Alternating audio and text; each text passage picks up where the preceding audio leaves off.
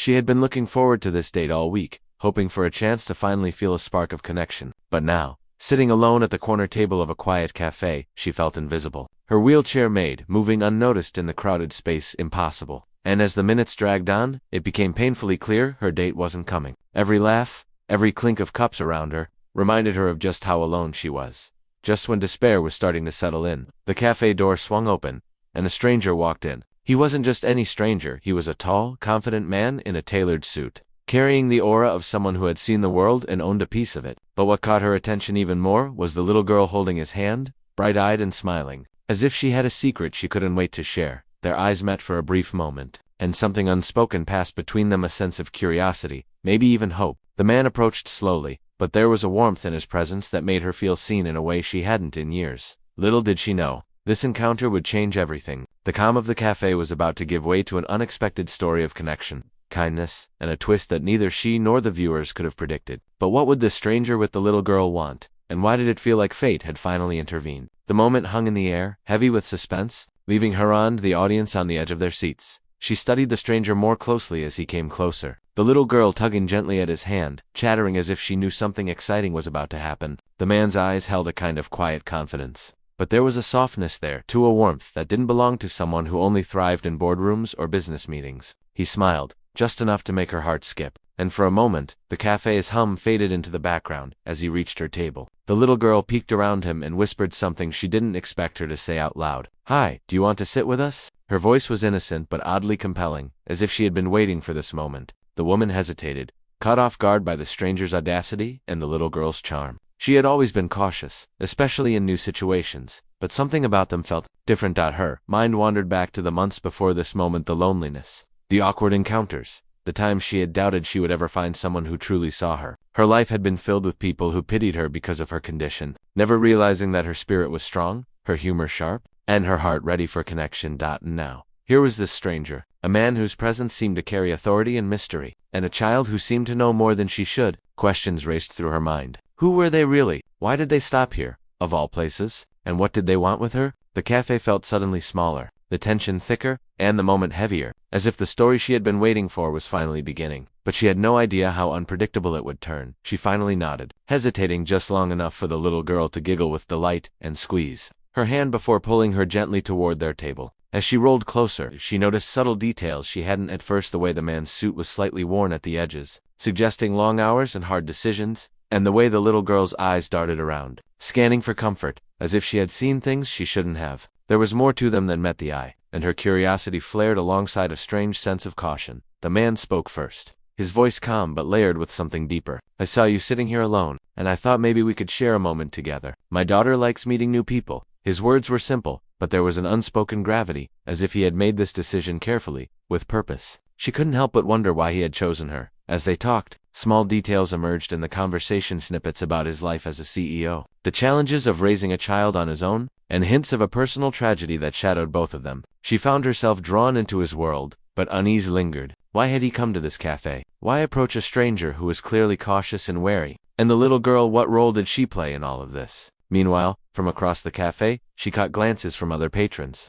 Some curious, some judgmental, all adding a quiet pressure to the moment. Every smile, every pause in conversation, felt amplified. The tension between hope and suspicion grew. She was caught in the delicate balance of wanting to trust them and fearing the unknown consequences of this unexpected encounter. For the first time in months, she felt alive with possibility, but the weight of unanswered questions pressed down on her. Something significant was about to unfold, and she had no idea whether it would change her life or upend it entirely. The conversation had grown quieter now, almost private, though the hum of the cafe still buzzed around them. She noticed the little girl fidgeting in her seat, glancing at her father, then back at the woman, as if urging her to understand something unspoken. The man's expression shifted subtly, a flicker of tension passing over his usually composed face. It was the first crack she had seen in his carefully controlled demeanor, and it sent a shiver down her spine.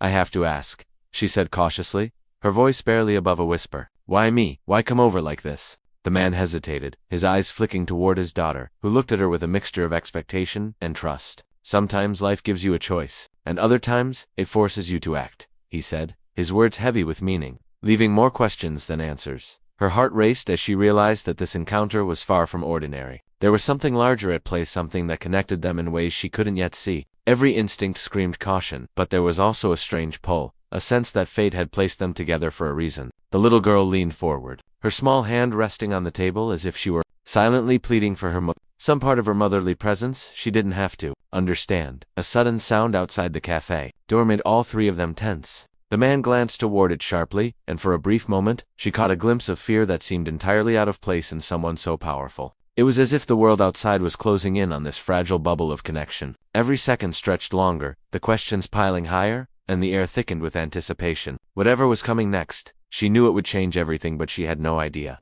just how quickly her life would be turned upside down. Before she could gather her thoughts, the cafe door swung open again, this time more abruptly, drawing the attention of every patron. A tall figure stood in the doorway, scanning the room with a sharp, almost calculating gaze. The man's calm composure shifted instantly, his jaw tightened, and the little girl instinctively stepped closer to him. Her pulse quickened as she realized this was no ordinary interruption. The stranger in the doorway moved with purpose, locking eyes on them. "There you are," he said, his tone low but edged with authority. The man at the table's face hardened, and for the first time, she sensed danger hovering just beneath the surface of their calm encounter. Questions she hadn't dared ask began swirling. Why did this person seem to know them? What connection did he have to the man and the little girl? As the tension escalated, the little girl clutched her father's hand tightly, her eyes wide, silently pleading for reassurance. The man's voice, steady but firm, addressed the newcomer. "This isn't the place to do this. She has nothing to do with it." There was a sharpness in his words, an unspoken warning that hinted at stakes far higher than a simple chance meeting at a cafe. Her mind raced, trying to piece together the fragments of the story she had just stepped into. Was the stranger outside a threat, or someone from the man's past? And why did it feel like the little girl was at the center of something far bigger than she could understand? Every second stretched with suspense, her heart pounding as she realized the peaceful encounter she had hoped for was unraveling into something unpredictable, dangerous, and impossible to ignore. The cafe felt smaller, the air heavier, and she knew that whatever happened next would change the course of all their lives. The story she thought was just a first date had become a web of secrets and tension she wasn't prepared for.